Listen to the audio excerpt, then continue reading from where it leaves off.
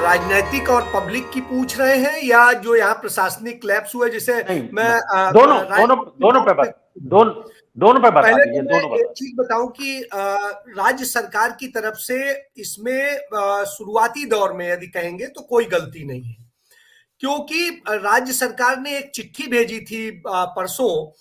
उस चिट्ठी में उन्हें कहा था कि आप जो हमें मौसम की जानकारी मिली, जैसा कि प्रशांत जी कह रहे थे, मौसम की जानकारी मिली है और उसमें हमें यह आया है कि वहां मौसम खराब रहने वाला है। ऐसी स्थिति में आप यात्रा ना करें, नंबर एक। दूसरा, किसानों का चूंकि काफी नाराजगी है आपसे, तो ऐसी स्थिति में ये खतरनाक हो सकता है।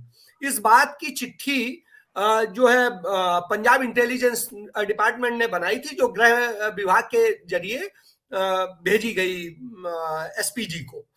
इसके बाद में एसपीजी की तरफ से जो कम्युनिकेशन हुआ है उसमें कहा गया कि आप चिंता मत करें, हम जो है हेलीकॉप्टर से करेंगे, हम इससे करेंगे नहीं। तो लेकिन रिहर्सल हुआ है और उस रिहर्सल के दौरान एसपीजी के ऑफिसर्स थे, आईबी के ऑफिसर्स थे, सब मुतमईन थे। और सबके बाद में, जब उनके कहने के बाद में, ओके होने के बाद में ये हुआ कि यदि मान लीजिए मौसम खराब होता है तब आप क्या करेंगे, तो उन्होंने कहा हमने एयरफोर्स को बोल दिया है, वो उस हेलीकॉप्टर की व्यवस्था कर रहे हैं जो सामान्य तौर पे यदि मौसम खराब होगा तो उसमें चल सकता होगा। तो जब ये कम्युनिकेशन हो गया, इसके बाद में चूंकि राय साहब बताएंगे इस बात को कि एक अल्टरनेट रूट रखा जाता है, फिर भी चाहे जाना हो हवा से भी, तब भी उस स्थिति में ये रूट तय किया गया। इस रूट पर सारी चीजें थी, लेकिन इस बात की जब प्रधानमंत्री उतरे हैं उस समय मनप्रीत बादल ने खुद बताया है कि एक समस्या ये आ रही कि किसान जो है वहां पे टोल पे बैठे हुए हैं, तो उनका ये है, हमने हटाने की उनकी कोशिश की है और हटा भी दिया है, किनारे कर दिया है, लेकिन उनको हम यदि डंडा चलाएंगे, लाठी चलाएंगे तो बवाल बढ़ जाएगा।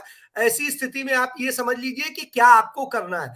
तो उन्होंने उस समय भी कहा कि हम हेलीकॉप्टर से ही जाएंगे, और फिर 10 मिनट बाद में कहा जाता है कि हम सड़क से जाएंगे।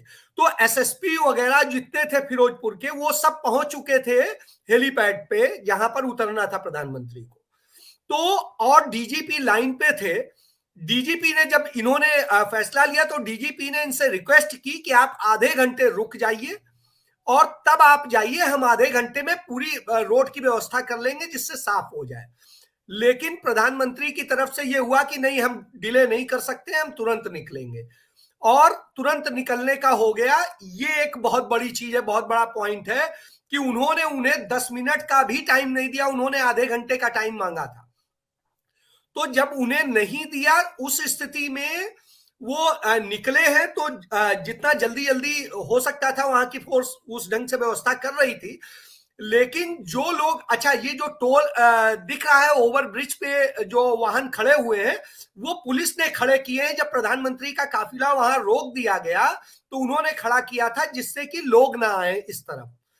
और उधर की तरफ जो वहां से 1 किलोमीटर दूर वो प्रदर्शन कर रहे थे, जहां पर ये ओवरब्रिज से 1 किलोमीटर दूरी पे, उनको हटाने के लिए फोर्स ऑलरेडी एक्टिव हो गई थी। मेरे पास उसके वीडियोज हैं। तो आप ये समझिए कि वहां पर वो एक्टिव हो गए थे। उन्होंने कहा कि हमें 15 मिनट टाइम चाहिए, क्योंकि हम लाठी नहीं चला सकते हैं ऐसे वक्त पे। तो हम उनको किनारे कर रहे हैं, समझा रहे हैं। लेकिन उसी बीच प्रधानमंत्री के यहाँ तरफ से ये हुआ कि नहीं, हम वापस जा रहे हैं। चूंकि एक एक तो ये हो गया जो घटना हुई है, पूरी घटना। जी। फिर दूसरी जो इसमें एक और बड़ी चीज है, जिस जगह पे प्रधानमंत्री का यह काफिला रुका था वो बॉर्डर से 48 किलोमीटर की दूरी पे है।